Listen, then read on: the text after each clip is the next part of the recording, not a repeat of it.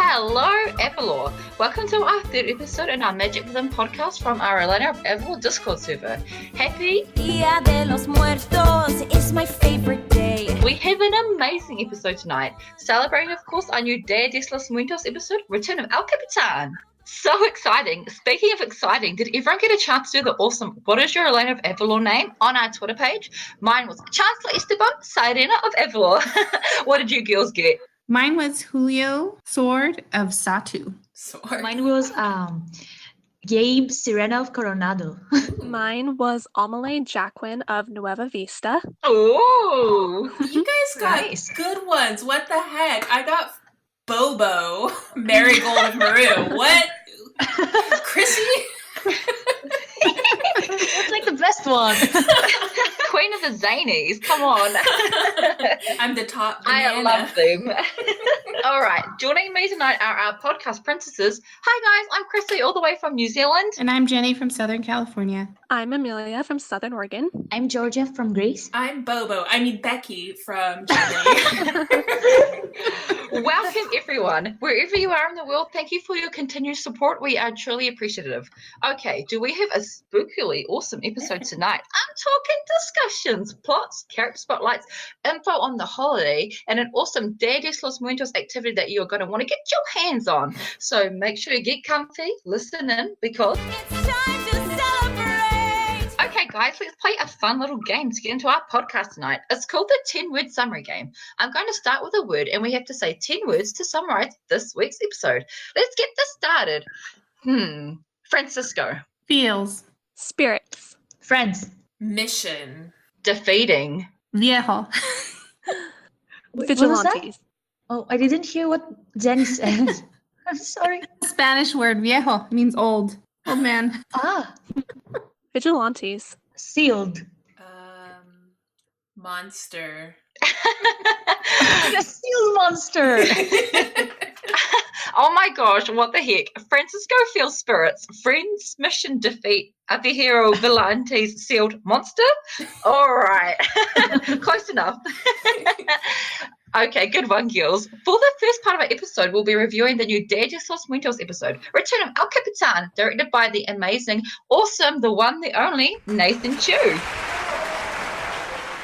So our episode opens and it's Dia de los Muertos, and it looks like the royal family is still in Nueva Vista. They must have had a lot of cleaning up to do after all the bad stuff that happened a few episodes ago. I can't help but wonder if they will be home before Navidad. So then we see Elena walking on the beach looking at all of the festivities going on, and it does look different than what we've seen before in Avalor City, so that's kind of cool. And then we see Marcel pop up to say hello, and it was really cool to see him. I like how they used him as a reason for Elena to explain not only the Dia de los Muertos traditions, but also about the cool new Nueva Vista tradition of floating the altars out to sea. I don't know about you guys, but I kind of cracked up when Marcel made that joke about eating for weeks when all of the food was sent out to sea. I thought it was such a teenage boy thing to say. Definitely. And then we see Francisco sneaking around all suspicious-like, and Elena and Marcel follow him to see what he's up to.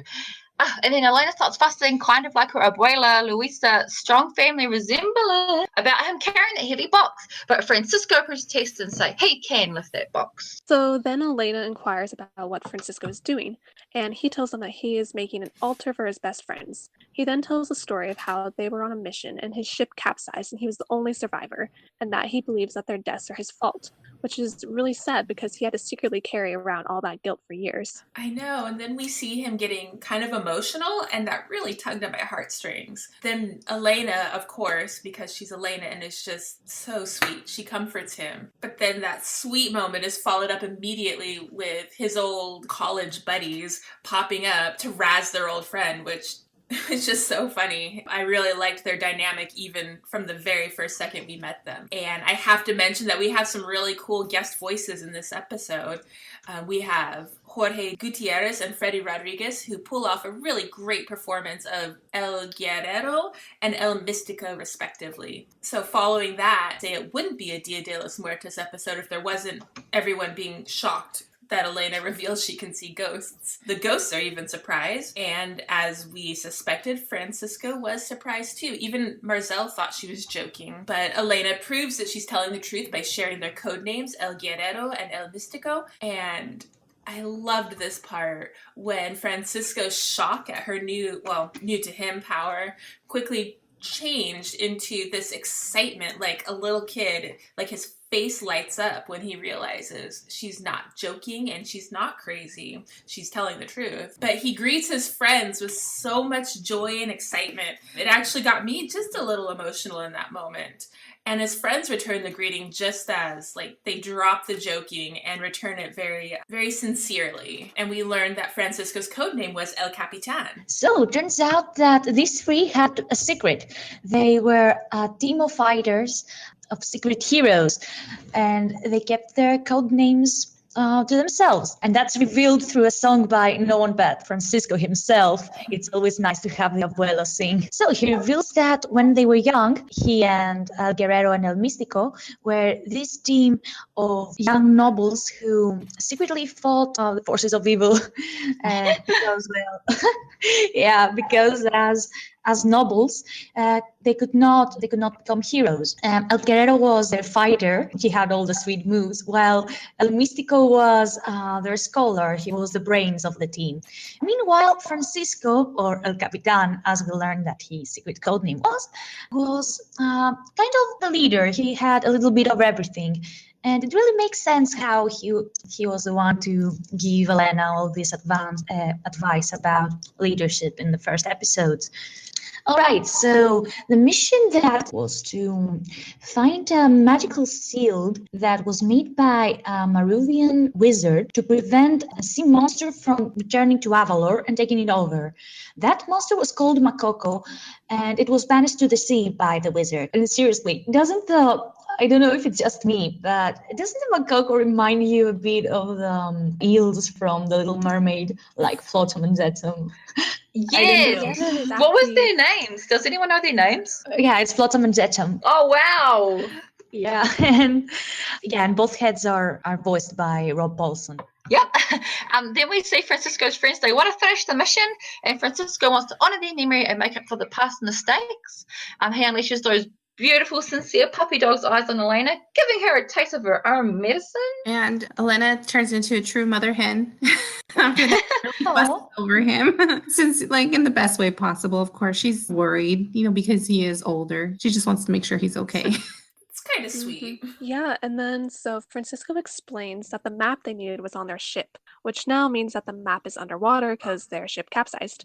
And so luckily Marcel is with them and he knows where the ship is and he is able to lead them to it. Then he offers to get the map for them, but Francisco wants to do it himself, although Elena tells him not to. But Francisco is just so eager to go exploring and be El Capitan again with his friends that he completely disregards her wishes and just kind of jumps into the ocean. So Elena is obviously upset that Francisco goes diving, so then she just happens to have her kelp shirt handy with her, and so she changes into that and then dives in after him. And then what I thought was really funny was that El Místico and El Guerrero then compare her to Luisa and say that she's just as stubborn, which is really funny. Yes. Yeah, that was really funny. And just after that, we see Elena swimming after him, and the guys giving Elena kind of a hard time. They say, "Don't you think you're overreacting just a little?" And I just thought it was so funny when she didn't even miss a beat. She didn't think about it. She was like, "No," and kept on swimming.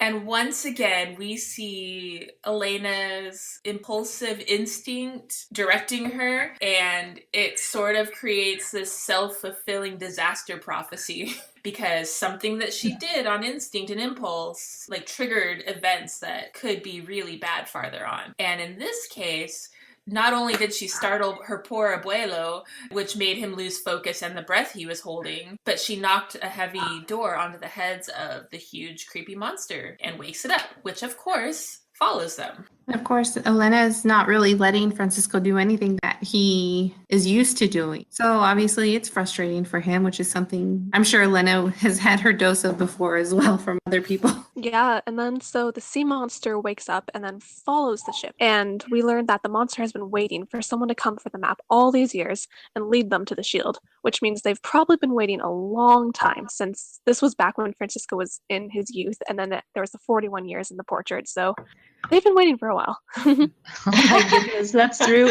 All right, so they get off the ship, and Francisco hears something, which is obviously the macaco, and he wants to scout. Elena, however, stops him because he's afraid he's going to get hurt, and also that nothing is really there. So Francisco is really upset and asks her if she wants to protect him because he's too frail and because his bones are old. And she says yes, because he's just a abuelo now. And that seems to really hurt him. Like, he likes being a abuelo. It's obvious he likes to sing with his grandchildren and give advice to them. But he seemed really happy to be El Capitan back with his friends. So that was really sad. Yeah, and I mean, poor Francisco, he has, a lot of really good survivor skills. I mean, he must have been like Avalor and Boy Scout or thing back then. Because he comes ready. He's ready to gather supplies, to make fire, make torches. And Elena, of course, she has magic on her side. So she shows him up a little bit with her magic, not on purpose. But you can tell he's starting to feel a little bit discouraged at this point. And then Elena brushes off Francisco's concerns once again when he says that he thinks there might be something out there and they have to be prepared. And she's like, oh no, nothing could possibly go wrong here. And then, lo and behold, the Makoko meet them at the cave entrance. And then they basically spill the whole story. And they admit how they sank the ship and Francisco wasn't responsible. And then they also reveal that Elena was responsible for their awakening, which means that Francisco is probably no longer feeling guilty and probably relieved that he wasn't the cause of his friend's death. But now Elena is the one who's feeling guilty because she's the cause of this. Definitely. And then we see the monster knock Elena and Francisco aside, and then they plan to invade with the new magic shield. Their opposed all magic. And then here comes the part that I say gave me one of the most feels of the episode. He kind of gets his very sad little voice and admits that he's, just abuelo. And of course, his friends are shocked because this is, El Capitan. He never gives up. He tells Elena to protect Avalor, and Elena's, of course, Elena, and she's happy to do this. His friends, they whisper, that they still believe in him. And Francisco, he seems to feel those sentiments and realize this himself. And then we see Elena going after Makoko, and she goes, Blaze! And her scepter is still glitching from the knock-on effect from her final showdown with Shiriki. So Guerrero suggests that she follows his example, and she does a flying kick to defeat the Makoko. So Elena kicks the shield away from the monster. That was so cool. The monster knocks her off a cliff, however, and she nearly drowns. Again, yeah, that's traumatizing, I think. But however, Francisco leaps just in the right moment. He leaps from the bushes and delivers a flying kick to the monster. Then Francisco, he dives off a cliff and rescues Elena. At this point, I'm starting to think Elena needs to stay away from water. I don't know if you guys feel the Yeah, same. you're not wrong. But he dives off the cliff and he rescues her. And there's this very touching moment when he pulls her out of the water. And the look that they give each other is just this precious little look of love between a grandfather and his granddaughter. Feels number 2. That was my other. Oh, I want to cry. Me too. And then Elena and Francisco scale the mountain really quick and get back up to where Makoko's were. Pretty impressive. And then, I know, right? And then the monster calls Francisco old, and he's all like, who are you calling old? Because apparently Elena is the only one who can call him that. Of course. So Elena finally blazes the monster and knocks it into the ocean. One of the monster heads is afraid they're going to get blasted again, while the other disagrees and is like, let's go again. But, well, they obviously don't. They don't want to mess with that awesome grandfather and his little magical princess. I don't think we've seen the end of them. No. And then we see Abuelo. He may not be as quick as he used to be, but he will always be the one and the only El Capitan. And then we have another sweet moment where Elena apologizes for underestimating and promises never to underestimate Francisco again, which I thought was really sweet. And it's always good when This is part of that whole character growth thing for Elena. And one thing that I love about her is that she's not so stubborn that she's not willing to change, that she can see when she's been wrong. And this is one of those times. And she's so sincere. And Francisco's no longer just Abuelo. She knows that he's no longer just Abuelo. She understands now that he's truly capable of these amazing things, regardless of his age. And you can see that he takes her words to heart. So, for helping so much out with the mission and helping them complete it after all these years, Francisco says that Elena has earned her own code name, to which his friends agree, and El Místico suggests that the perfect name for her would be La Mágica. It's a fitting name, right? It's so fitting. Yes. Seeing as she's a part of the magical dream team. Just saying. I love it so much. And then anyway, so then after that, Francisco and Elena return just in time for the celebration and find Luisa and Isa still putting flowers on the altar, which kind of makes you wonder how long this mission would have been because they're like still decorating the altar, but oh well, it still looks beautiful. And then we see the family sending Lucia and Raul's beautifully decorated altars with cherries, marigolds, and baked sweetbreads to see. But there is no sign of their ghosts this episode, like we have had previous Dia de los Muertos episodes. I just thought it was so cute how Elena kind of sidles up to Francisco and whispers, you left this on the ship. So she's kind of still keeping his secret and giving him back his mask. And I think this also kind of symbolizes how she truly has accepted this other part of her abuelo, which is super sweet. And he thanks her for reuniting him with his friends one last time. In typical Elena fashion, she reminds him that the memory of Los Tres lives on with him, and reminding him of his name, again, more of that acceptance that he is El Capitan forever. We haven't seen a whole lot of Elena bonding with Francisco outside of Grand Council stuff, so I really loved how we got to see just a little bit of relationship development in this episode, because through all of this, Francisco not only lets her have a code name, but he truly brings her into his group. So not only is she forever going to be known as La Mágica, but the group name changes from Los Tres to Los Cuatro. That's where the episode ends, with a beautiful shot of the royal family, minus Esteban, by the way. And yeah, I noticed that he's never been in a Dia de los Muertos episode. I need to know why he's always missing. Why? Yeah, where is he? And his outfit, and the outfit.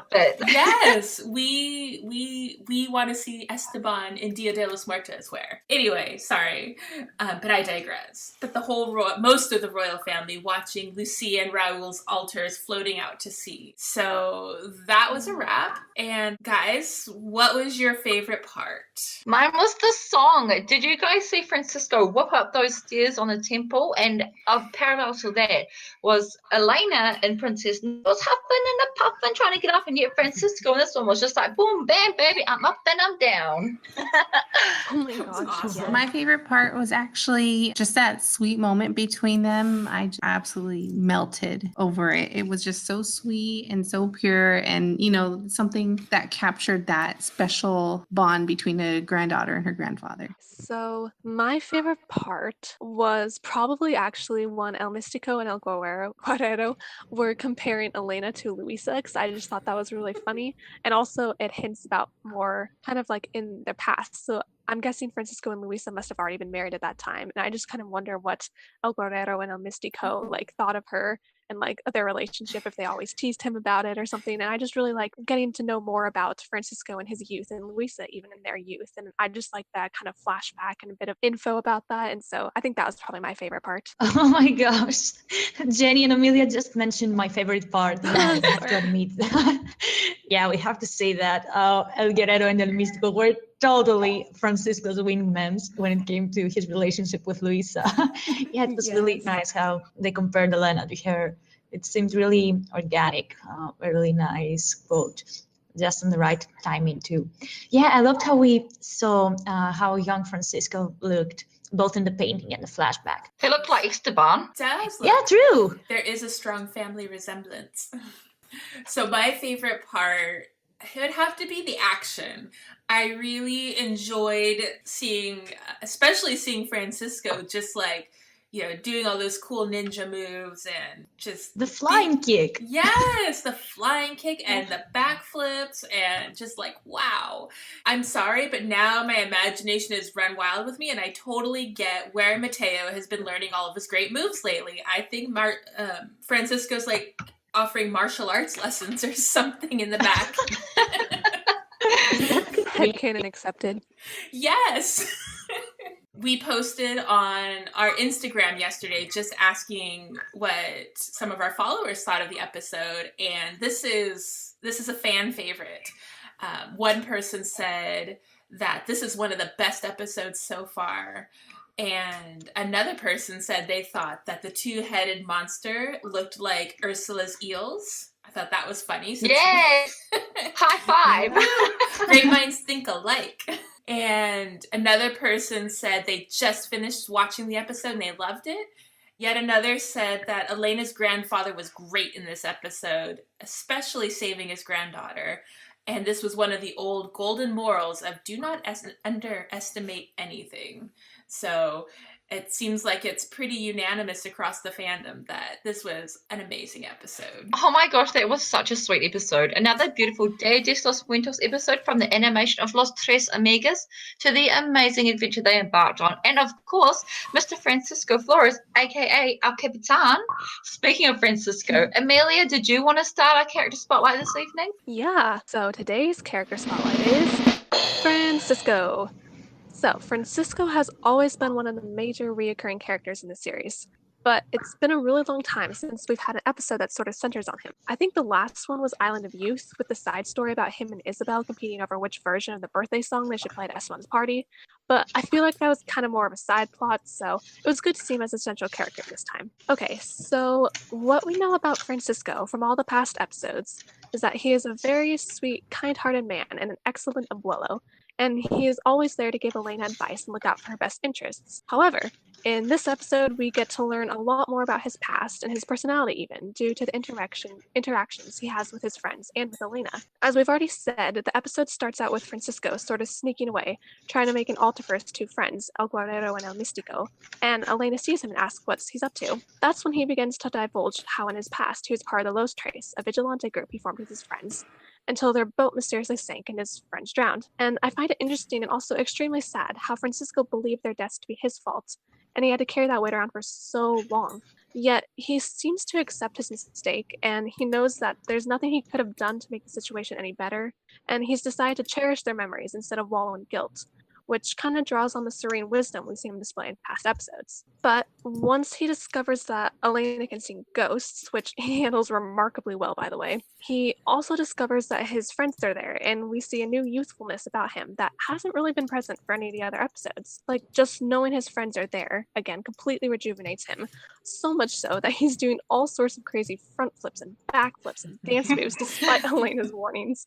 And we learn how he was El Capitan, a natural leader and completely fearless against the face of adversity. Yet, despite his enthusiasm to go on another Los Tres mission again, there's the fact that he's a lot older now, which Elena is constantly reminding him of.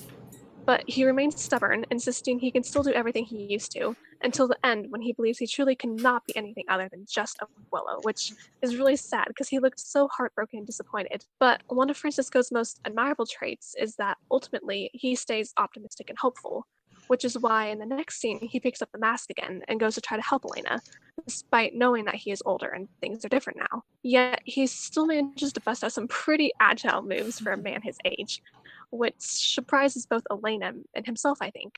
And then he manages to save the day and Elena from the mech. So I guess basically overall, I feel like this was a really good episode for Francisco because it gave us more insight into his past, and it also proved that people can be a hero no matter what age they are, which I think is cool, and I'm really glad Elena recognized this fact, and hopefully others will be able to as well. Oh, Francisco's the best abuelo ever. From defending Avalor with his buddies to looking after his grandchildren, he is amazing. Okay, guys, we have a very special segment tonight brought to us by our own very Spanish podcast princess, Jenny. Jenny is going to share with us the legend behind the beautiful holiday, Dia de los Muertos. Without further ado, Jenny, take the stage. Okay. All right. So many cultures have a variation of it, but the tradition actually began in Mexico. It was a Aztec celebration that actually happened in late summer-ish, like July, August time. And it was actually something that the church had turned into a celebration held over All Saints Day and All Souls Day, which is November 1st and 2nd. So I had heard somewhere that Dia de los Muertos of today, it was 2 days long and that each day had a different purpose, but I can't quite remember what those purposes were. Is this true?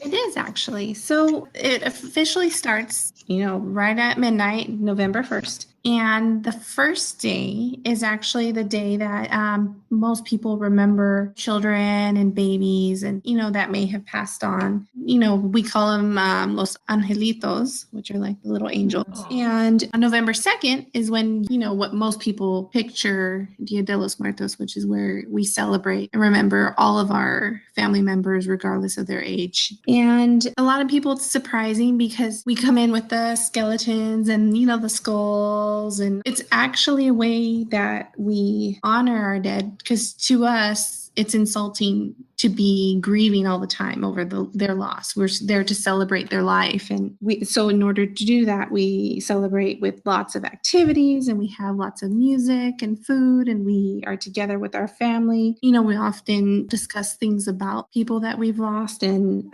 just do different things to honor their memory. The most traditional way, of course, is to set up this little altar, which is traditionally like 3 tiers, and we can put their pictures, food, things that they loved, right on top of it. Oh, can I ask a question about marigolds and how they came about as part of the celebration? Yes. So marigolds are actually something that Aztecs incorporated their celebration. They had it like a way of honoring an Aztec goddess. And it's believed that their smell and color is actually what draws and guides the spirits back to their families. It's like they go to the cemetery, they set up the 3-tier altar.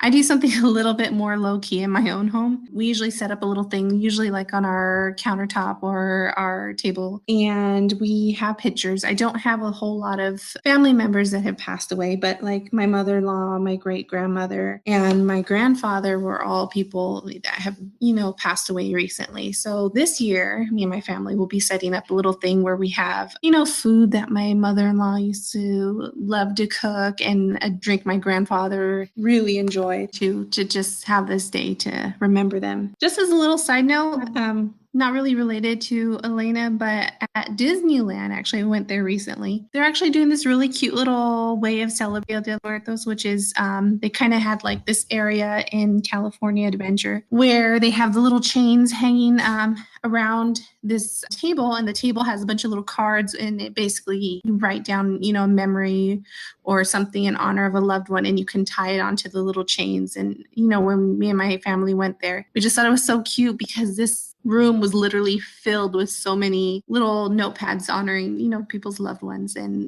memories that they had of them, which I thought was very cute. Oh, that is beautiful. Thank you so much for sharing it with us, Jenny. The EOA team have really appreciated the culture by appreciating the colourful apparel, the holiday itself, and how it's celebrated, which is another reason why we love the EOA team. You all do such an amazing job. Speaking of the EOA team, they have another highly anticipated episode coming out next week, Finding Zuzo. Could this be like Finding Nemo, Finding Dory?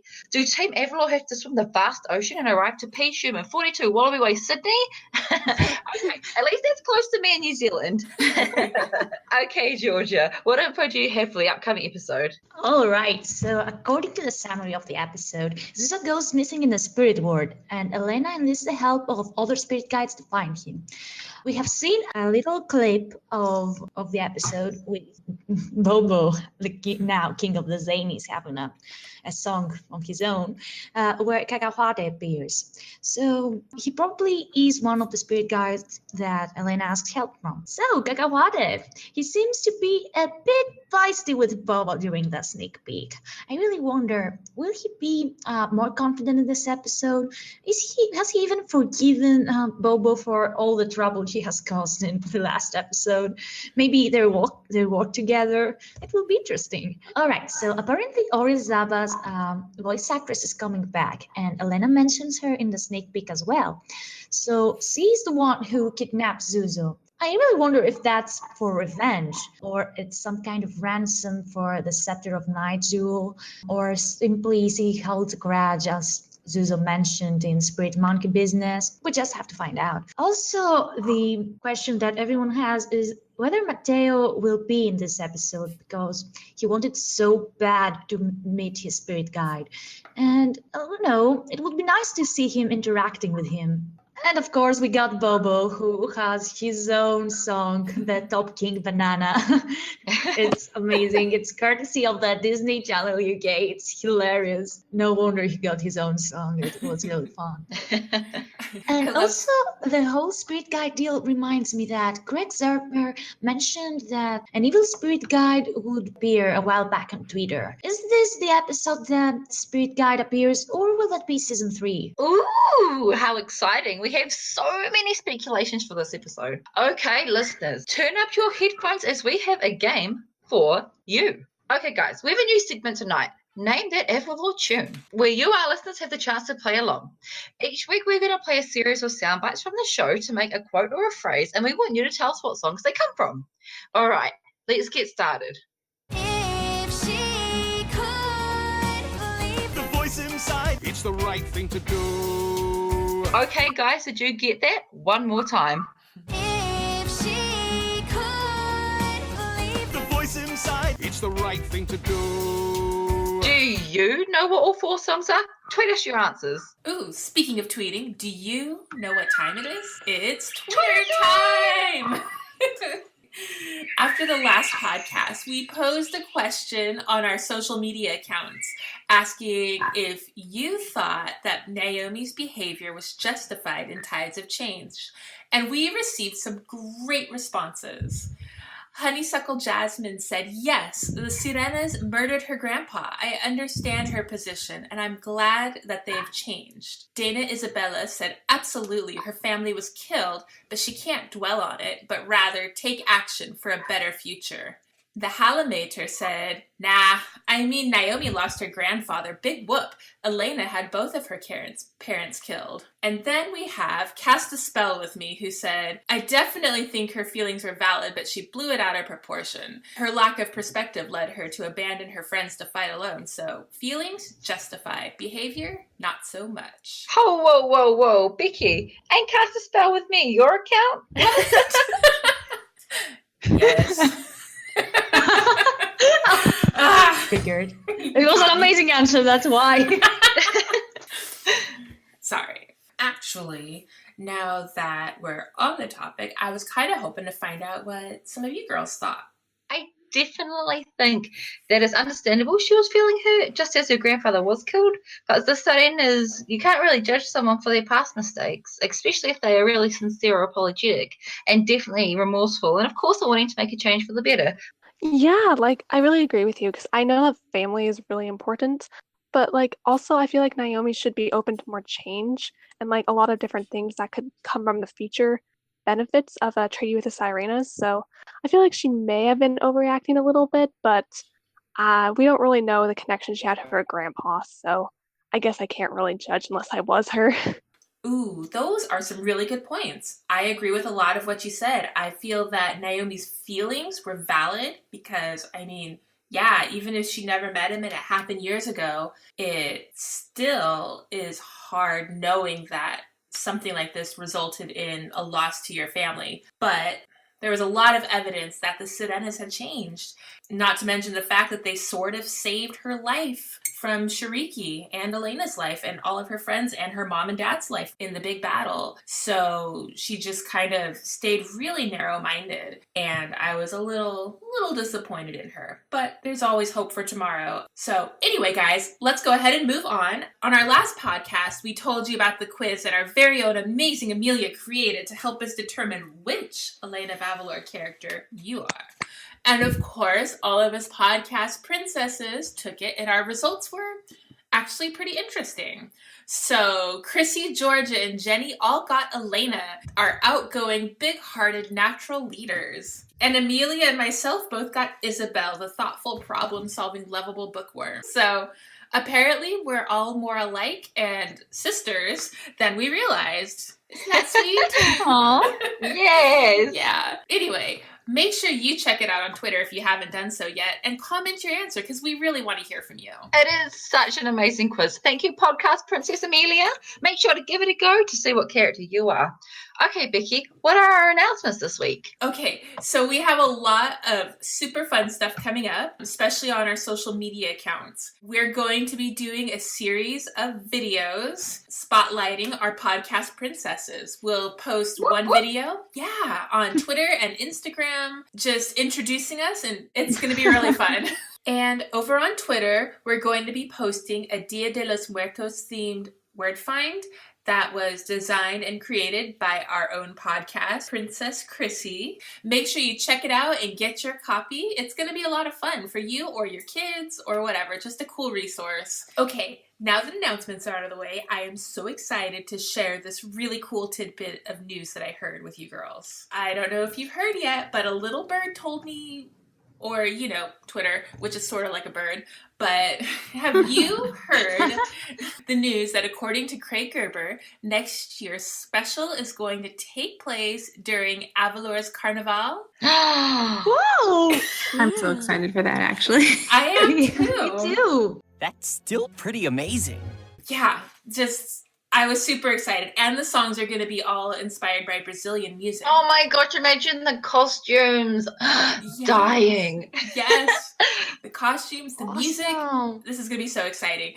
And Elena always gets a new dress. So what is that going to look like? Is she going to get a new tiara to go with it since the old one's broken? And I know the question that we're all dying to know is, are we finally going to figure out how Esteban resolves the trouble that started during Carnival in season 1? Yes. So many questions. We do well.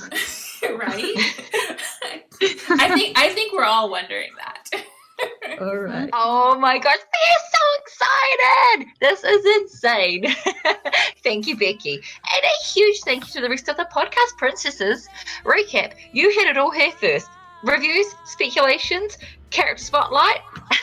Speaking of our podcast princesses, make sure to check out our Instagram and Twitter pages throughout the week to meet your podcast princesses on nice short intro videos. Also, don't forget to check out our Dia de los Muertos word find for a little fun. We hope you guys enjoyed yet another episode from our Magic Within squad. Thank you for listening, guys. We hope you all have an amazing Dia de los Muertos to share with your family. Until next time, bye!